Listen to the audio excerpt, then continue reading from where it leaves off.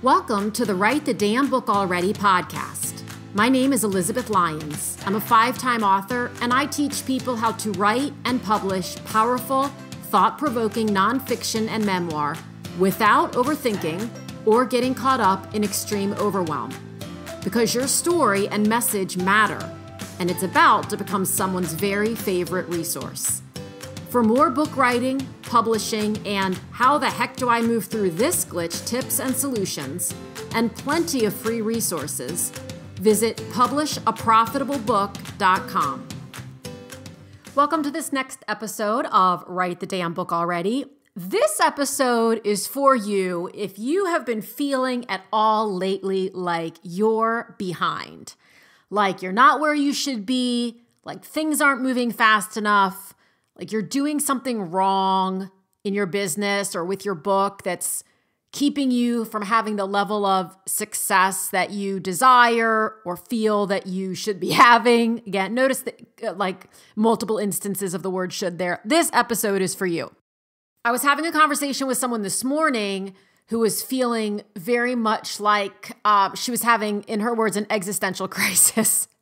And I only laugh at that because it's feeling common right now that a lot of people at all levels of the game, see the air quotes, are having existential crises. I've had this conversation with multiple people and myself in the mirror over the last 4 months. It feels a little bit like one of the things that's happening is we watch people online, Instagram, Facebook, wherever, and we see we've talked about this a million times, not we, you and I, but we as an entrepreneur group, whether you're an author, a business owner, both, whatever. We see the highlight reel that everyone shows that's like, I've sold all this stuff. I make money in my sleep. When I wake up every morning, I know there's going to be new money in my account because this is the life I've created. I've manifested this. And this is how it works. And sometimes after that, they'll say, and I can show you how to manifest this too for $47.95. Sometimes they do, sometimes they don't. That is not the point of what I'm saying here at all. The point of what I'm saying is that what that causes a lot of people, including me, many days to do is go, what's wrong? What am I doing wrong? Why is this not moving faster? It moves faster for other people. Other people launch their book and they sell 5, 6, 7,000 copies and they book TED Talks and they go on major news shows and they launch courses that sell out in a matter of days and they wake up to new money in their account. So I must be doing something wrong, or my book just must not be good enough, or I just must not be good enough. I really want to speak collectively to everyone on this. And when I say collectively, I'm including myself because I have my own existential crisis about every 72 hours. And I'm pretty honest about this. And I've been pretty honest about this. I've not put myself out there in the last many years in a way that says, I've got this all figured out. And every time I have a hiccup, I can recover quickly and there's no problem. And I never worry about anything. And I never take on things that I shouldn't take on just because I believe that I should for 5 seconds. That I don't say that because it wouldn't be true. What's important to me is just to remind you that you're not alone. I think logically, you know that you're not alone. I think that you talk to enough people where you recognize, gosh, there are people at all levels of this experience who are questioning themselves or wondering if they still want to be doing it or wonder if they're doing it correctly. You know that logically, and yet you still wake up some days and go to bed some nights feeling like, it's not enough. It wasn't enough. I didn't do enough. I didn't sell enough. I didn't sell properly. I need to change the color code on my website. I need to post more. I need to post less. I need to get on a different platform. I need to start dancing on a new platform. I need to swear more. I need to swear less. I need to start using reels. I need to stop using static images. Like it goes on and on and on and on and on. And none of that is the solution. I know that you're not alone in this because I go through it too. So that's the number one way I know. But the number two way that I know is I'm in a mastermind right now with a group of people who are all making multiple six figures per year. And nearly every one of them is admitting right now to going through their own existential crisis of sorts, wondering if their prices are too high, if their prices are too low, if the recession is going to cause an issue, if they want to be offering more things, if they want to be offering fewer things, if they want to work more, if they want to work less, if they even believe anymore in this idea of work 1 hour a week and make $18 bajillion. And even if they believe in it, if they really want it. And so what I've noticed myself doing in the last, I'd say 6 months, is finding, whether I'm attracting them or finding them or seeking them, I don't know, I don't care.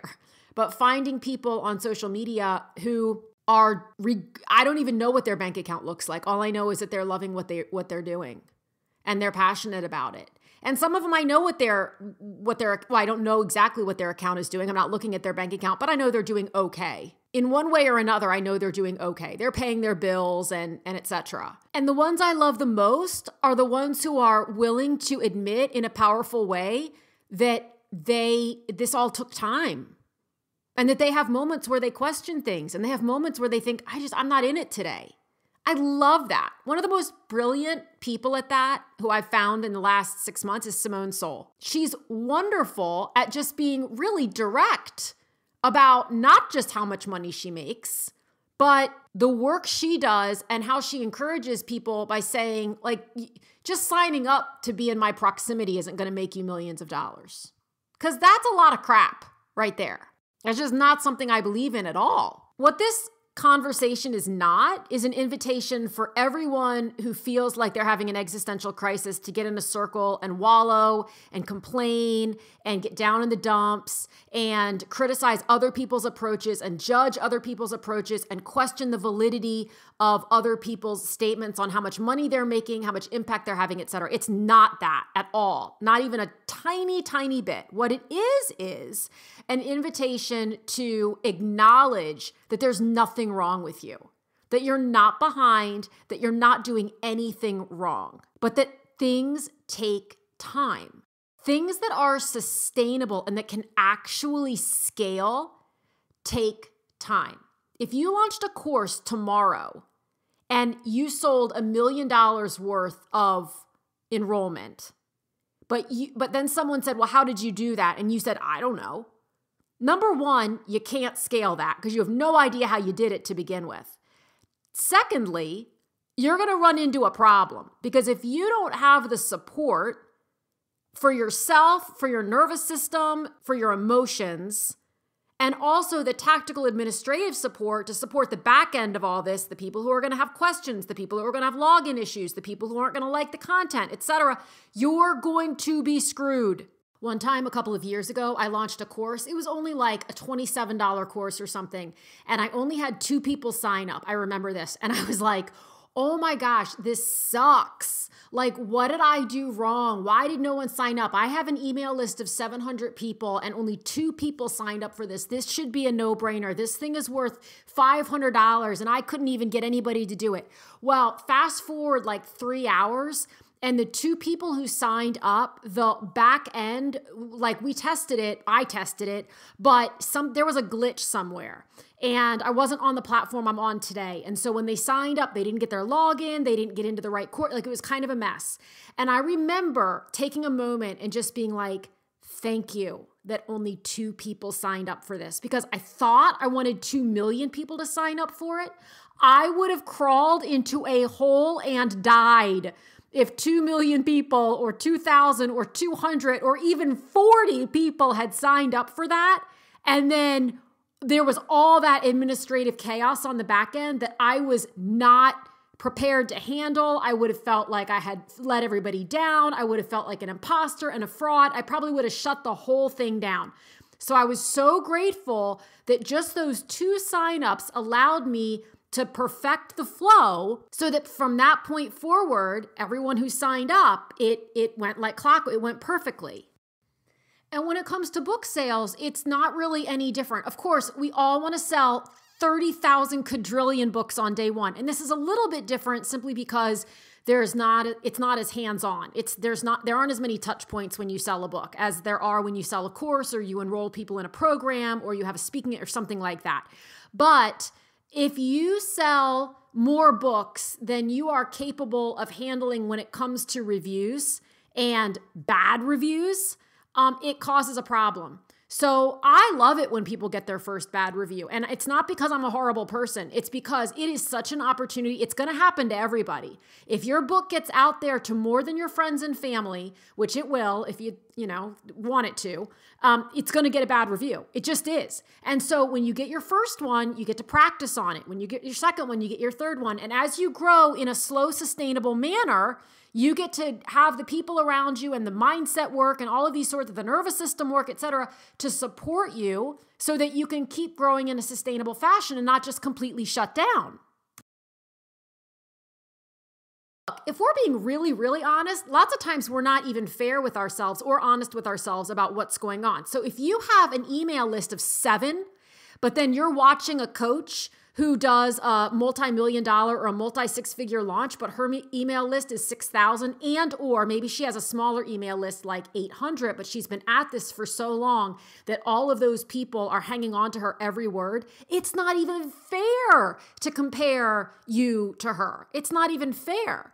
And one of the things that's so fun for me, truly, about finding people on social media to follow who have grown really big businesses is, number one, to hear them. I love to follow people who admit, that was redundant, this didn't happen overnight. Number 2, who admit in a powerful way that sometimes it gets to be a little much and they give themselves permission, and then by default or by extension, they give me and you and everyone else listening to them permission to be human and to take a break and to reassess. And number 3, they're just honest about what it really takes to get to that point. You know, what they have gone through, what failures, if you want to, that goes in air quotes, but what hiccups and challenges they've overcome. The book signings they went to where nobody showed up. The book signings that they went to where there were going to be 5,000 people there and they were absolutely terrified and they threw up in the bathroom before they went on because they were so afraid of disappointing someone, or they don't like public speaking, or they just wanted to be at home under the covers. That's what I love. Because if you only look at the one side and you say, but they sold 5,000 books, which means they made X number of thousands of dollars, but you can't also acknowledge that they would give all that money back to not have to be on that stage standing in front of 5,000 people. They'd rather be at home on the couch with their family watching a Christmas movie, then you're not seeing it all. You're not seeing the full picture. You don't want that. People think they want overnight success. I promise you, you don't. Not because I've had it and because I don't want it. I can tell you that I don't want it. So I think sometimes we get this impression that you can just go out and you can make an offer. People go out and they make these offers and they make millions of dollars and they have legions of fans overnight. And that's just not the case. Things take time. And that's why I love the backstories so much, whether it's authors' backstories, entrepreneurs' backstories, whatever it is. I love it so much because when people are willing to say, God, this didn't work the first 35 times that I did it. But then I figured something out and I started to get some traction and I started to get a bigger audience. I saw a post this morning from an author named Erin Hahn who has a new book out called Built to Last. And she's published with Macmillan. She's a young adult and she writes young adult and women's fiction. And I believe this is her 4th book. It's either her 3rd or her 4th. Don't quote me on that, but I'm pretty sure. She has fewer than 5,000 followers on Instagram. And she said this morning on Instagram, I'm here and I'm not going anywhere else. I'm on Instagram, I have a website, and I have a newsletter that you can sign up for. And that's it. This is what I'm doing for my mental health.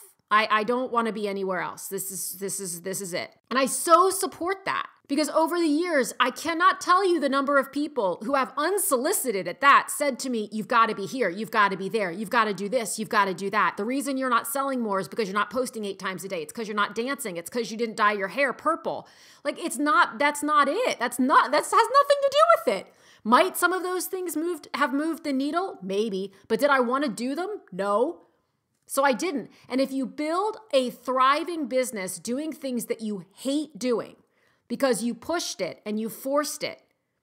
Well, what in the God's name is the point of that? I sometimes say to people who push so hard to reach a goal, I'm curious. I'm not judging, but I'm curious. If you reach the goal and you are too tired or you're sick because you've run yourself ragged and you can't even enjoy the moment, was it worth it? And I mean, if the answer is yes, again, no judgment. I'm just curious. Because 9 times out of 10, the answer is no, it wasn't worth it.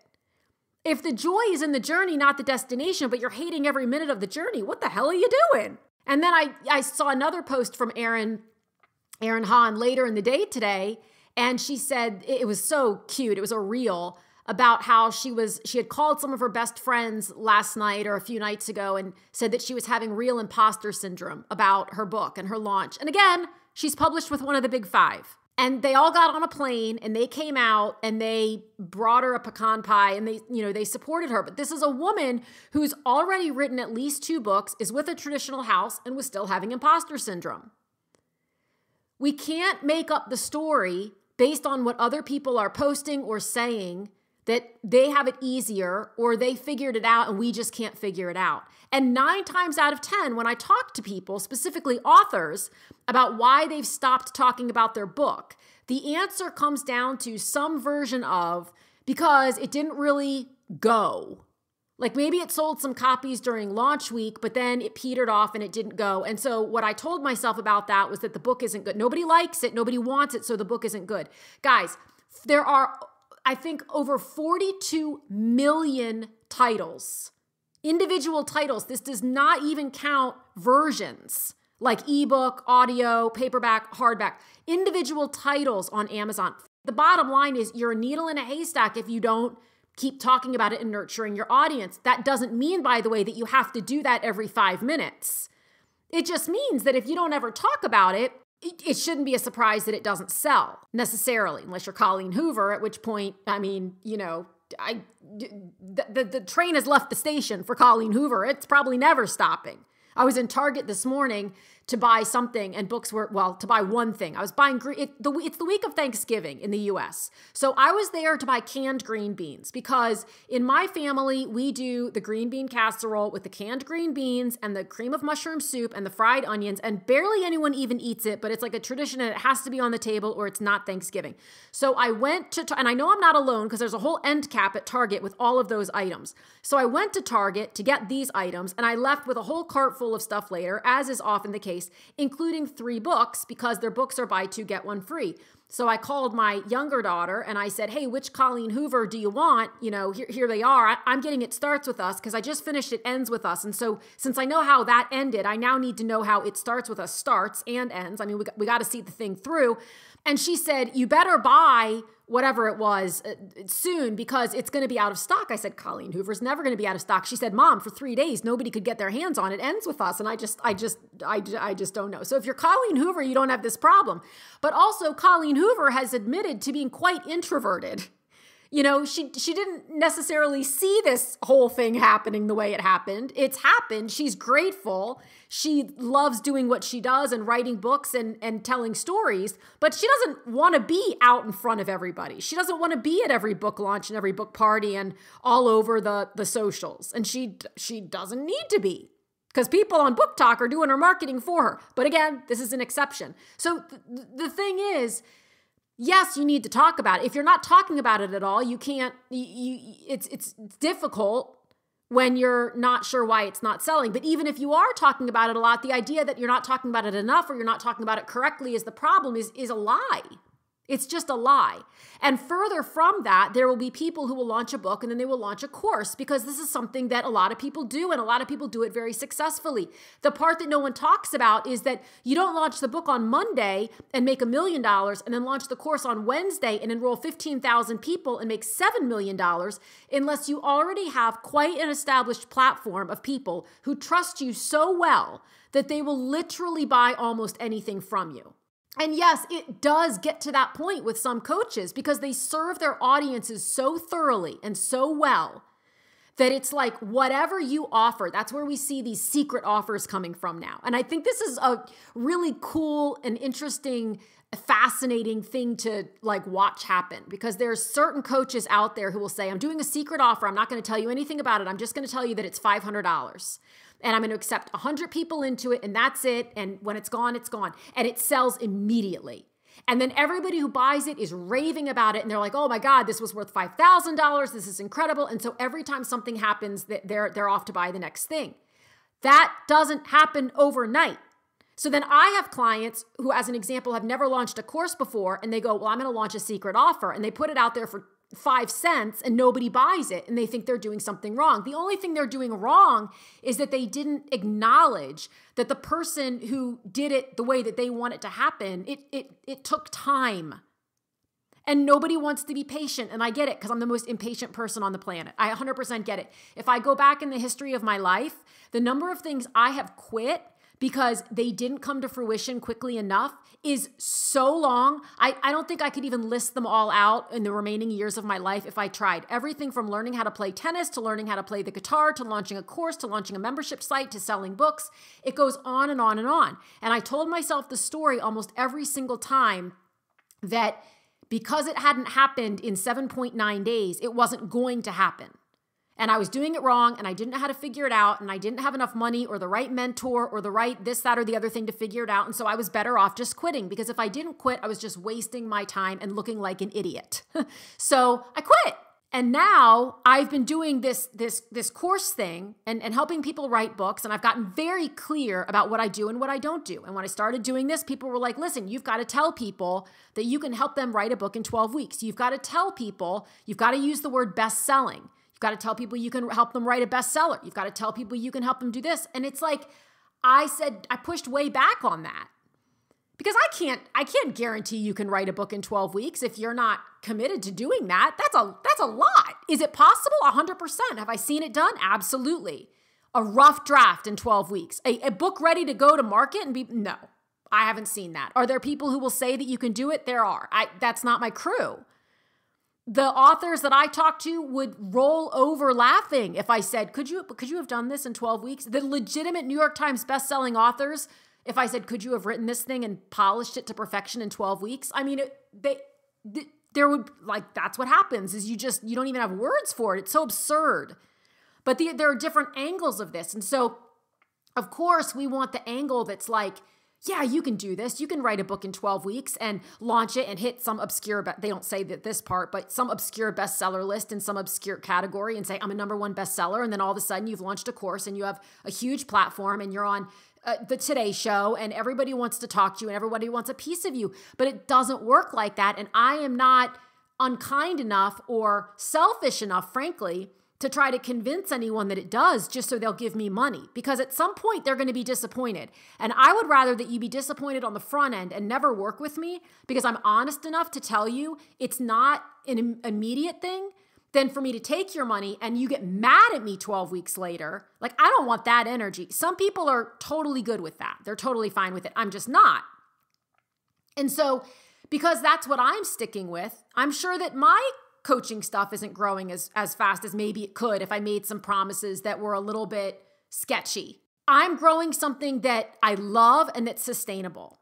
And I absolutely have days when I feel like it's not happening fast enough. I absolutely have days when I feel like I don't understand why it's working for this coach, whoever this coach is, and not me.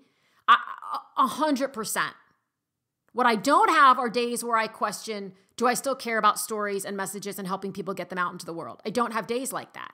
And my best days are the days when I just wake up and I kind of do what I feel compelled to do, which is wildly against common advice that says, you've got to plan your day the night before and you've got to have a to-do list and you've got to have your top 3 priorities. And those things work for people. They're not wrong by any stretch of the imagination. They work for a lot of people.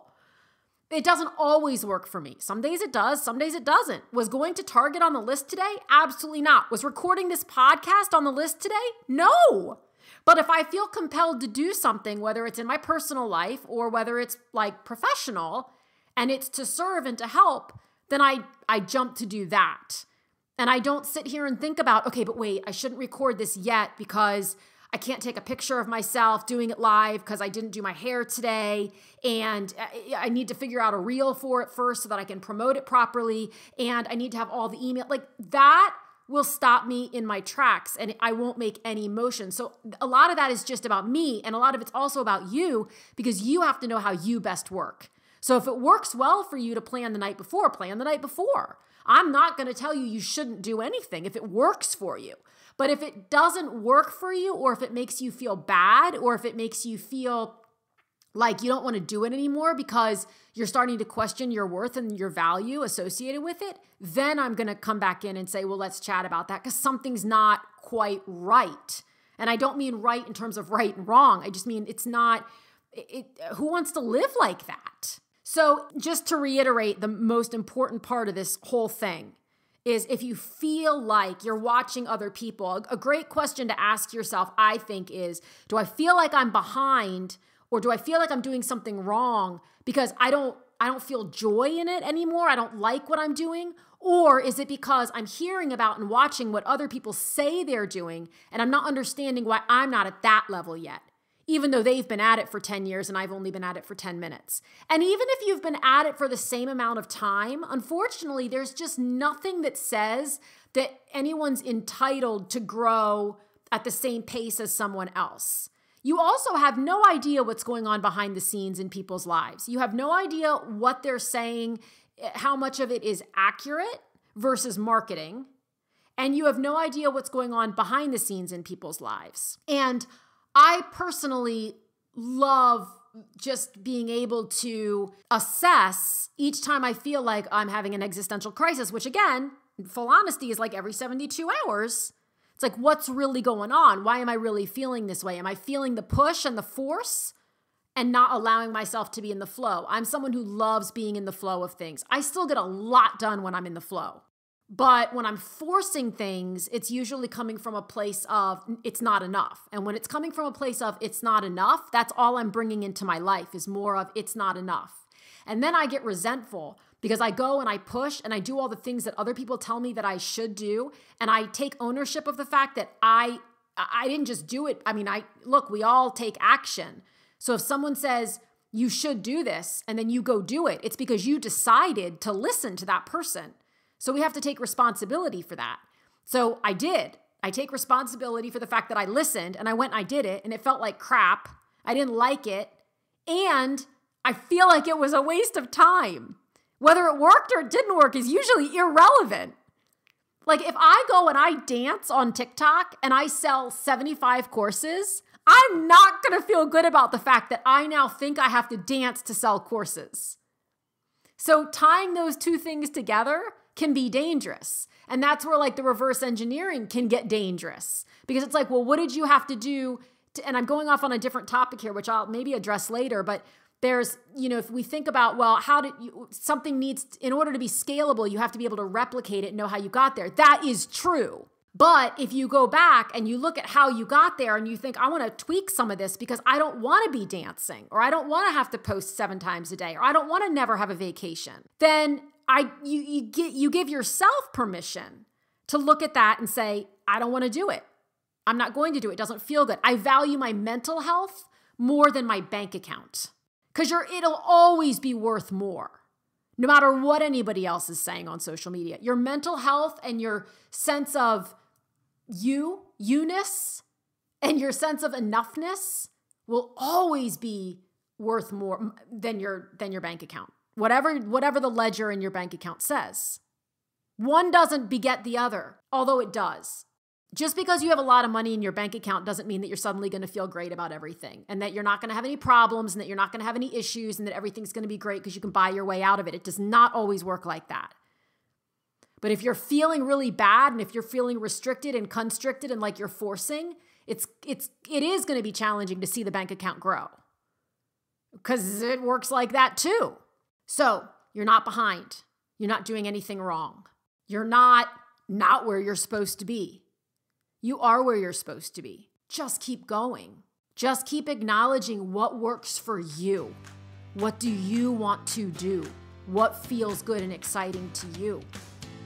Because that's how you'll grow. And that's how the next amazing step will present itself right in front of you. Thank you so much for tuning in. If you enjoyed this episode, this is your friendly reminder to follow or subscribe, leave a quick review, and share it with someone you know has a great story or message, but isn't sure what to do next. Also, remember to check out publishaprofitablebook.com for book writing resources and tips, and to see all the ways we can work together to get your book out into the world. Again, thanks so much for listening, and I'll talk with you again soon.